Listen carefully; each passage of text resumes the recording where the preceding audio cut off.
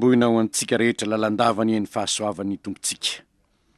Faly indray miona amintsika eto amin'ny fotoanany mana isan'andro, manohy ny fandiniana ny epistily nosoratan'i Jaona isika. Ny epistily faharoa nosoratan'i Jaona no dinihintsika anio, andiny voalohany ka hatramin'ny andininy fahatelo ambin'ny folo. Fanontaniana vitsy ihany no valintsika dia ny fanontaniana hoe misy didy tokony ho ankatoavina ve? Ary inona no fampitandremana ambaran'ny soratra masina. Alohan'izany dia mbola iara-mivavaka isika angataka ny fanahy masin'Andriamanitra izay nampanoratra izany teny izany, nametraka ny teny tao am-pony Jaona apôstôly mba hanazava amintsika koa izany teny izany ho ampiaritsika amin'ny fiainantsika andavanandro, amin'ny mahazanak'Andriamanitra antsika rehefa nandray ny famonjena. Iara-mivavaka ary isika. Ataonay ahoana raha eo ny tsy fisaotranao, noho ny tombontsoa lehibe anananay, manana ny teninao, ho fanely ny tongotra izy fanazavana ny lalanay. Tena tsapanay tokoa Tompo, fa hafa ny fiainana, azavainy ny teninao. Maizina izao tontolo izao, ny aizona manarona ny tany ary ny aizimpito manarona ny firenena. Fa aminay, izay miaino ny teninao dia tsapanay, fa misy fahazavana, fahiran-tsaina hafa entiny ny teninao, ko dia misaotranao indrindra zahay amin'ny fanananay izany teninao izany. Indrindra teninao voadika amin'ny tenin'ny razanay, ka tsy voatery hianatra tenim-pirenena hafa izahay, na hianatra tenin-danitra koa aza, vao ahafantatra ny teninao, fa efa nosoratana amin'ny teny malagasy izany. Azonay dinina, azonay vakiana, fantatray ny heviny, misaotra ry Andriamanitra rainay io. Ary mangataka aminao zahay mba hanazava aminay ny teninao ianao anio. Amin'ny anaranao Jesosy Tomponay no angatana izany. Amen. Epistily faharoa nosoratan'i Jaona, izy io moa dia toko anankiray ihany. Manomboka amin'ny andininy voalohany ka hatramin'ny andininy fahatelo ambin'ny folo. Vakintsika amin'ny anaran'ny Tompo izany.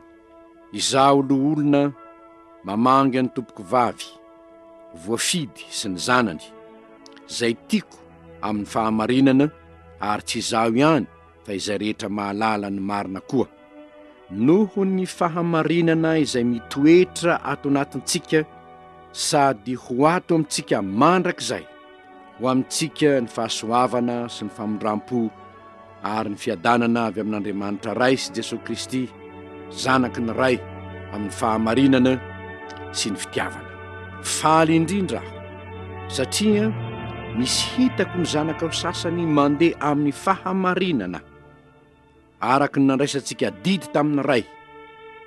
Ary mangataka aminao aho ankehitriny tompoko vavy, tsy toy ny didy vaovao aminao, fa ilay nananantsika hatramin'ny voalohany ihany, dia aoka hifankatia isika. Ary zao ny fitiavana, dia ny andanantsika araka ny didiny, izany no didy tahaka ny efa renareo hatramin'ny taloha ihany, dia ny andehananareo aminy. Fa maro ny mpamitaka efa lasa any amin'izao tontolo izao, dia ireny tsy manaiky fa efa tonga tamin'ny nofo Jesosy Kristy. Izy ny mpamitaka sy anti-Kristy. Mitandrema ianareo, fa andreo mahavery izay namonoanay tena, fa mba handraisanareo valim-pity tanteraka, izay rehetra mitarika nefa tsy mitoetra ao amin'ny fampianaran'i Kristy, dia tsy manana an'Andriamanitra. Izay mitoetra ao amin'ny fampianarana, dia izy no manana ny Ray sy ny Zanaka.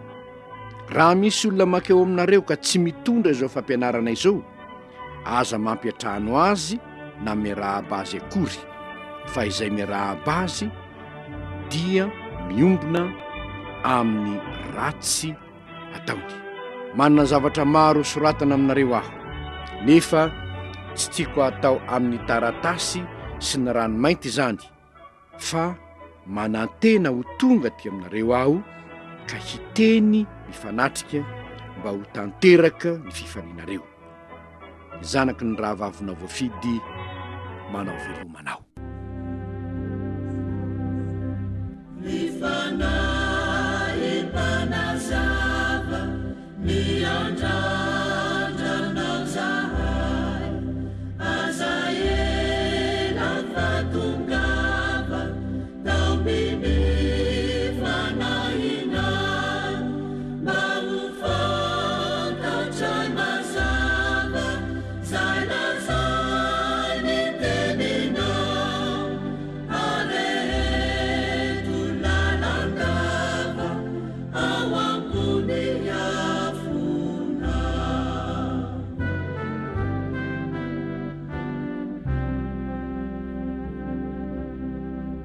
Fanamariana alohan'ny andraisantsika fanazavana ny am'izay didy tokony ankatoavina zavatra tokony ho tandremana dia ny amin'ny olona nanoratany Jaona ity epistily ity.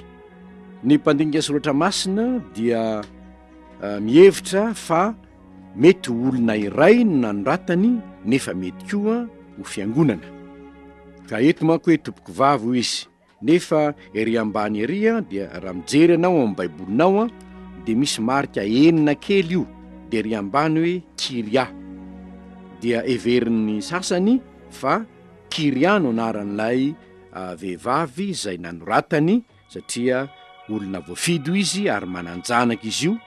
Ny zavatra anankiray izay fahamarinana anankiray izay hitantsika eto dia ny fifalian'i Jaona ny amin'ny hoe lay fahamarena izay mitoetra ao anatintsika ato dia ho ato amintsika mandrakizay. Ary izany fahamarinana izany no nandehanan'ny zanaka aho izy ka faly ahony amin'izany. Ary izany fahamarinana izany akory dia tsy hafa fa ny tenin'Andriamanitra izay noraisintsika tao amin'ny ray.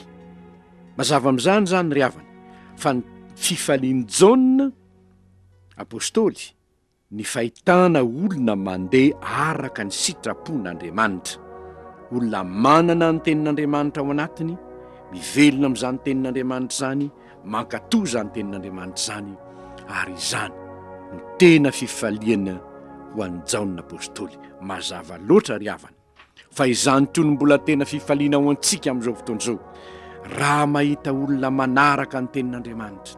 Ary moa tsy izany ve no hitantsika raha mitorony filazantsara isika dia ny ahatonga ny olona anaiky lay teny tonga nofo dia Kristy. Ary ny fandehanantsika ao amin'izany Kristy izany, fiarahantsika mandeha amin'izany Kristy izany dia miteraka fiadanana sy fahasoavana eo amin'ny fiarahamonina. Iverinao amin'ilay fanontaniana hovaliana ary sika hoe misy didy tokony ankatoavina ve?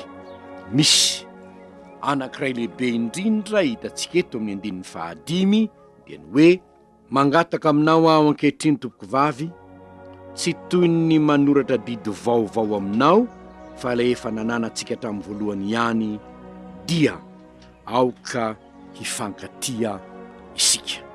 Raha nanontaniana Kristy Tompo ny amin'ny didy lehibe indrindra dia roa ny nambarany: tiavany Jehovah Andriamanitrao ary tiavany namanao tahaka ny tenanao.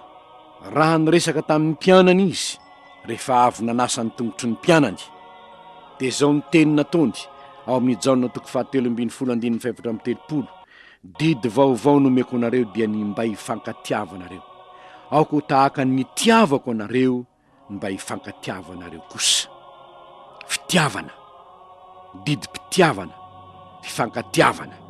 Tsara ry havana ny manamarika eto fa ao amin'ny soratra masinao dia misy karazany 3 io fitiavana io. Ny karazany voalohany dia le karazany ambarany amin'ny teny grika hoe eros, zavatra ao amin'ny olona io. Ary zany fitiavana eros zany tsy hoe fitiavana tsy misy akory fa fitiavana Andriamanitra ihany nanao azy. Saingy zao io fitiavana eros io dia fitsiriritana, filany nofo ny tena azo ilazana azy. Fa misy tantara mampalahelo nitranga teo amin'ny zanaky Davida. Nanana zanaka anankiray Davida ao amin'ny Samuela 2:7 ny amin'ilay fitiavana eros io. Dia tsy hafa akory fa iaminona zay voalaza ato hoe ary noho ny afaka zany de nisy toy izao Absaloma zanaky Davida nanana anabavy tsara tare Tamara no anarany ary tia azy Aminona zanaky Davida, tia azy hoy izy Aminona zanaky Davida. Dia ny zavatra zay lay fitiavana ambarany eo nefa de zao fitiavana te hampanjaka ny filaniny no fotsiny ihany. Ka ny 110 noho ny efa avy namitaka izy lay fitiavana Erosy tao anatiny de nahatonga azy amitaka ny Tamara anabaviny a mody narary izy a tsy ampy ny fotoana andinitsika azy efa ndiniany tany aloha koa izy io de mody narary izy tonga tao ny anabaviny nikarakara azy nanome mofo azy kanjo no saviny de nandriny ny vetavetainy. Rehefa vitany zany a hoy ny 110 hoe ary dia halany Aminona indrindra izy ka ny fankahalany azy de be lavitra noho ny fitiavany azy taloha. Nanjary fankahalana lay fitiavana Erosy tatorina noho ny tateraka ny filany. Erosy fotsiny zany ary zany natao hoe film érotique ary mampalahelo fa ao amin'ny obolana de ahitantsika ny tantarany tantara tahaka zany to obolana toko 7:12 misy vehivavy ao zay lasa nandeha lavitra ny vadiny mpanan-kareny vehivavy io ary nefa de aprety ny fitiavana Erosy de inona ny nataony namboariny tsara ny fandriny de lasa izy nitsangatsangana any amin'ny arabe nitady lehilahy nataony de noho nahita lay tovolahy izy dia izao no lazainy amin'ny obolana toko 7 manomboka amin'ny 1:9 ny fandriko efa nasiako firakotra tsara ny lapa-pandriana misoratsoratra voafoly hatrany Egypta efa norarahako zava-manitra ny fandriko de miora sy azy manitra ary avozo manitra ande aoka isika ivoky fity ambara-pahamaray ny andro aoka ho feno fahafinaretana amin'ny fitiavana isika fa tsy aotrano ny lehilahy fa lasa ny vahiny lavitra izy. Io le fitiavana Erosy io fitiavana tsy mampaninina azy ny aina amin'ny fahavetavetana. Fa misy koa ny fitiavam-pianakavy, ny pirahalahy, ny mpianadahy, ary io de atao hoe filia ao amin'ny soratra masina. Ary io fitiavana filia io dia ny aina eo amin'izao tontolo zao io fa ity fitiavana agape zay voalaza eto ty le fitiavana filia manko dia manao hoe zay tiako ihany ny tia de zany nahatonga Jesosy hoe raha zay tianareo ihany ny tianareo inona no ataonareo mihoatra ny sasany. Fa misy aneny olona mba mifankaty ihany eny ambolohany eny motrany hoe vazivazy izy ty nefa zava-misy raha mbola vao mifankaty hoe mifankaty ny tanora hoe ivady izy de fanampitamby ery etsetretra sendra tafitoiny eny an-dalana ka miaraka de hoy ny anakireo dray tsy naratra veky ianao kanjo lasa ny fotoana elaela mialefy le fitiavana mialefy manko io rehefa tsy fitiavana agape io de mialefy hafahafa zay izy io noho nzay tafaraky eny an-dalana sendra tafitoiny anakaiky nzay fa nareo ve tsy mba mijery lalana aiza le tampotampo teo aloha to nanjary fanesoana azy ry havana fa ity fitiavana agape ity io no lazainy tompo hoe aoka hifankaty anareo amin'ny fitiavana agape saingy zao io fitiavana agape io tsy enanany olona tsy manana ny Kristy io satria vokatry ny fanahy io Galatiana toko 5:12 fa ny vokatry ny fanahy kosa de fitiavana.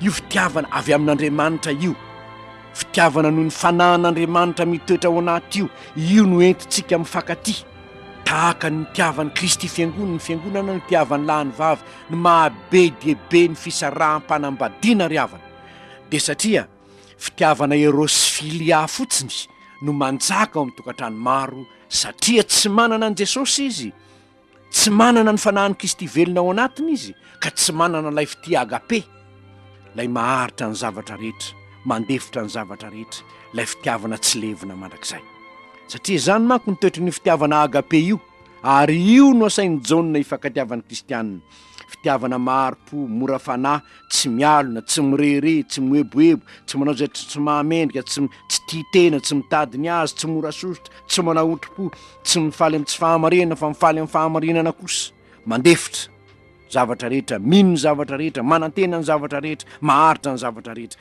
izany fitiavana zany tsy ananan'ny olona tsy manana an Jesosy ene zany satria fanomezana avy amin'ny fanahy masina io mifankatia zavatra maonena ry havana dia zao rehefa ny kristianina ny tsy mifankatia ataon'izao tontolo izao ahoana moa no ahafantatra fa fitiavana Andriamanitra.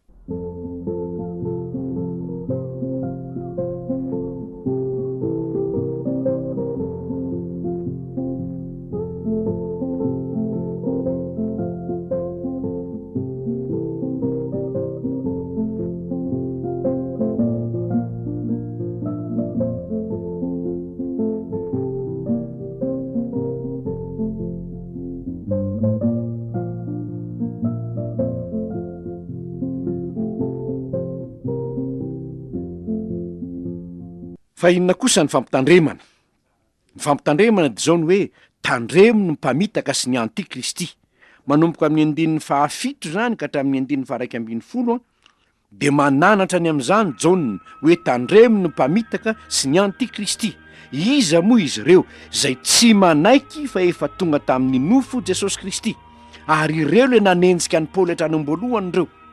Fariseo sy mpanoradalàna ihany ireo. Olona nanana Paoly dia nenjehin'ireo olona tsy manaiky an'i Jesosy Kristy ireo, tsy manaiky an'i Kristy, olay Andriamanitra tonga nofo, ary ireo dia fa nilazain'i Jesosy ireo. Tompo Jesosy zany hoe raha ho jerentsika indray ny araky ny lazaiko anareo teo hoe ny elanelan'ny fotoana nitenenan'i Jesosy Tompo ny Mateo 4:20, andininy 4 sy 5, andenge ovakitsika Mateo 4:20, andininy 4 sy 5. Ary Jesosy namalika nanao taminy hoe mitandrema fandrao izy hamitaka anareo. Ary eo nolazain'ny Jaona amin'ny andininy 7 hoe fa maro ny mpamitaka efa lasa any amin'izao tontolo izao, dia ireny tsy manaiky fa efa tonga tamin'ny nofo Jesosy Kristy, izy ny mpamitaka sy antikristy. Hitantsika eto zany Jesosy dia nilaza hoe mitandrema fandrao izy hamitaka anareo, andininy 4 Mateo 4:20, fa maro no avy amin'ny anarako ana hoe izaho no Kristy ka maro no ho voafitany. Andininy 4:20, fa izy Kristy sandoka sy mpaminany sandoka hitsangana ka any famantarana lehibe sy fahagagana, ary raha azo atao na dia ny olom-boafidy aza dia ho fitahiny. Fantatry Jaona zany afatra napetraky ny tompo zany. Tany amin'ny 50 taona lasa izy nefa nandre zany, ary tsy mahagaga izy raha ohatra ka mampitandry neto izy hoe efa maro ane izy ireny amin'izao fotoana izao hoe vo 50 taona monja tatoriana ny tenenan'i Jesosy dia efa nilaza Jaona hoe efa maro any amin'izao tontolo izao tsy manaiky an'i Kristy ho tonga nofo izy. Ary efa hitantsika amin'ny 4 amin'ny Jaona voalohany hoe ry malala aza mino ny fanahy rehetra fa iza hao toetra ny fanahy, na avy amin'Andriamanitra ireny na tsia, satria maro ny mpaminany sandoka efa lasa any amin'izao tontolo izao. 50 taona monja taoriana ny tenenan'i Jesosy zany. Ny fanahy rehetra zay tsy manaiky an'i Jesosy dia tsy mba avy amin'Andriamanitra, ary zany ny fanahin'ny antikristy. Amafisiny ray eto zay efa nambarany ao amin'ny epistily voalohany nisoratany, satria ity moa dia nisoratany ho an'ny Kiria, dia no amafisiny zany tandremo hoe tsy manaiky an'i Kristy ho Andriamanitra tonga nofo, izany ho izy no fanahiny ny antikristy. Ary raha jerentsika amin'izao andro iainantsika izao, firy ny karazam-pivavahana misy eto ambonin'ny tany, fa firy amin'ny reny no manaiky an'i Jesosy ho Andriamanitra tonga nofo. Ary noho izany dia ozy hoe mitandrema ho izy, mitandrema. Ary lazainy azy ozy hoe aza mampiatrano na miarahaba azy akory ho izy. Ny teny hoe miarahaba manko ry havana dia mirary fiadanana. Shalom, mirary fiadanana. Aza mirary fiadanana ho azy reny ho izy, mandra-pahitany an'i Kristy, satria ny fahitany an'i Kristy ihany manko no hitondra fiadanana. Ary ny fampiatranoana azy ozy hoe aza mampiatrano azy ozy, fa inona kay no hatongavany any aminao? Ny hamily finoananao anie no hatongavany any aminao e. Raha ohatra ka tsy manaiky an'i Kristy ho Andriamanitra tonga nofo izy, dia ny andresy lahatra anao handaa izany fahamarinana fantatra ho zany ine no hatongavany any aminao e. Isika raha mandeha isika andeha hitory ny filazantsara, inona moa no antony andehanantsika? Handresy lahatra ny olona fa Jesosy Kristy no ilay Andriamanitra tonga nofo, zanak'Andriamanitra velona, maty amin'ny hazo fijaliana, isolovoina antsika. Izany no antony andehanantsika any. Fa izy kosa raha ka any aminao dia hanafoana izany fahamarinana izany. Ary zany no ilazany hoe zany ny fanahiny antikristy, mpanohitra ny Kristy, mpanohitra ny mahandriamanitra ny Kristy, manohitra ny zanak'Andriamanitra lahy tokana any Kristy zay tonga teto ambonin'ny tany hitady sy hamonjy ny very hanolotra ny ainy teo ambony hazo fijaliana isolovonatsika ka na iza tonga any aminao zao fotsiny nataovy torohevitra ameko anao ty satria zavatra ampiasaiko zany raha misy olona tamin'ny fotoana zay nianarana tany ampitan-dranomasina ry havana dia maro moa ireny karazana mpivavahana reny mandombaravarana satria resy lahatra any amin'ny azoko izy dia nandombaravarana tao aminay sasany tamin'ireny raha vao tonga izy mitondra baiboly izy raha vao tonga izy dia hoe ampianatra tenin'Andriamanitra dia zao fotsiny ny tenitra andao aloha hivavaka amin'i Jesosy tsika hivavaka amin'i Jesosy tsika mba hanatrika ny fotoana izy noho ny hoe hivavaka amin'i Jesosy tonga dia zay tsy manao an'izany dia ozy hoe raha tsy afaka mivavaka amin'i Jesosy ianareo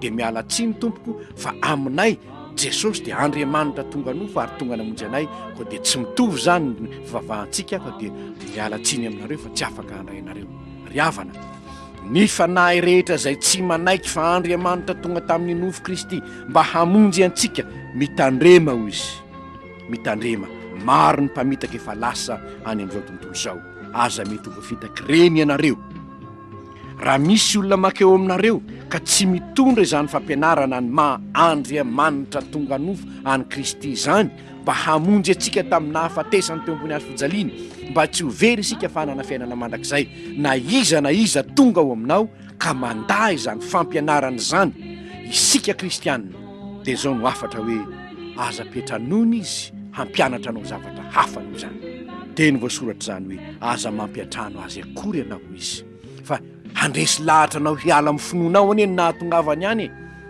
tsy ino an Jesosy intsony ianao tsy atoky an Jesosy intsony ianao tsy atoky ny famonjenao amin'ny Kristy intsony ianao fa hiala amin'ny finoana efa notazoninao amin'ny maha kristianina anao dia ny finoanao fa marina ny faminaniana Isaia mpaminany hoe fa zaza niteraka ao tsika zazalahy no menantsika ny anarana atao hoe mahagaga mpanolotsain'Andriamanitra mahery rainy mandrakizay Jesosy tompo no ambarany amin'izany ka raha misy olona manozongozona anao hiala amin'izany finoana ny Kristy zany no atongavany any aminao hitaonanao hanaraka fivavahana hafa aza manaraka izany izy tany mafy zay anananao mba tsisy aka ny sarom-boninahitra ao fa tsy misy mpamonjy ary tsy misy Kristy ny rahan'Andriamanitra ho mpamonjy izao tontolo zao afa-tsy lay maty teo ambony hazo fijaliana sy nitsangana tamin'ny maty anjarantsika ary ny mandini-tenany amin'izany Paoly dia nanao hoe reny olona mpanao hevi-diso reny rehefa niteneninao indray mandeha na indroa dia ialao izy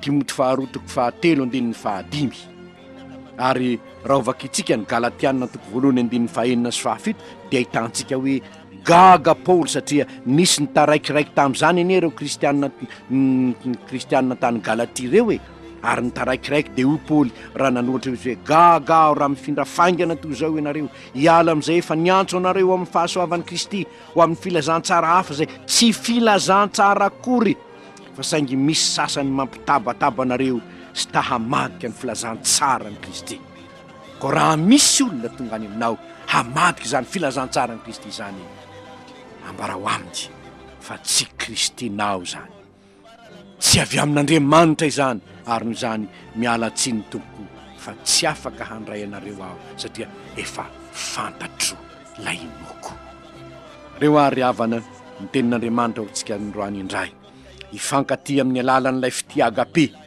ao amin'ny fanahy masin'Andriamanitra isika ka tsy fitiavana filiasy erosy fotsiny ihany no anjaka eo amin'ny firenena fa ilay fitiavana agape satria hanaika ny Kristy ilay fitivonga-pitiavana nomen'Andriamanitra isika ary zany fitiavany Kristy izany no ameny ny fontsika hoentintsika hifankaty sy hitiavantsika ny hafa ihany koa fa veriko indray fa raha fitiavana filiasy fitiavana erosy ihany no manjaka ao amin'ny tokantrano tsy mahagaga ry havana raha maro be no misara-panambadiana ary tsy mahagaga raha maro be no mpiavana aza tsy mifankaty intsony fa miady lova fa rehefa ilay fitiagape kosa mahay mifandamina mahay mifandefitra amaha kristianina antsika ao atokantrano ao fitiagape no miainana fitiavana ilay nitiavan'ny Kristy antsika ary faharoa dia ny hoe tandremo sao dia misy mpamitaka tonga any aminao any mitady hitory filazantsara hafa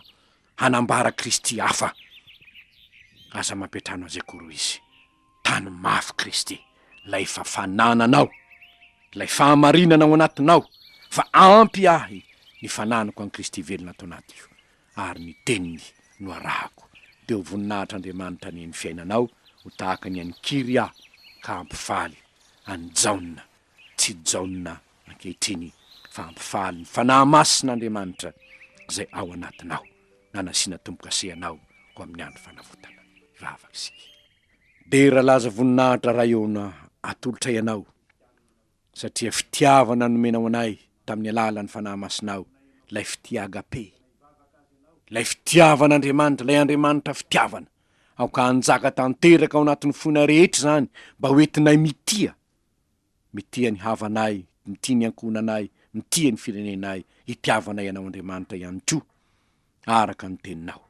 Ampioko zay Tompo mba tsy voafitaka, ka hino fampianarana manohitra ny maha-Andriamanitra ny Kristy. Arovy izahay mba tsy voafitaka reny mampianatra hafa no ny teninao reny ry Tompo, fa hifikitra aminao Jesosy kosa, de lay any mpamonjy, lay any lalanao amin'ny fiainana mandrakizay, ilay zanak'Andriamanitra, ilay Andriamanitra tonga nofo hamonjy anay. Amin'ny anaranao Jesosy Tomponay io, no anaovanay zany vavaka izany. Amen.